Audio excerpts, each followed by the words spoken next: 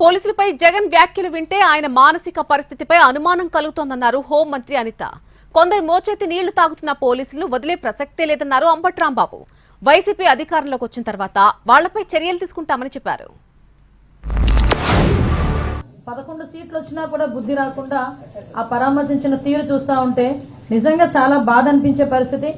అదేవిధంగా అతను నైజం కూడా బయటపడిన పరిస్థితి మనందరికీ కనిపిస్తుంది.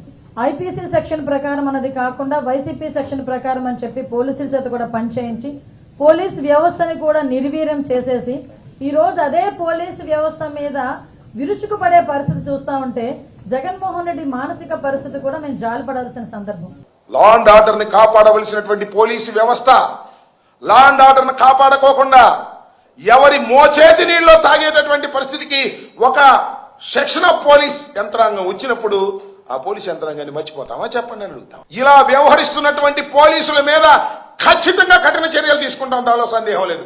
బట్టలు ఊడదీసి నిలబెడతాం మాకు అధికారం వచ్చిన రోజున.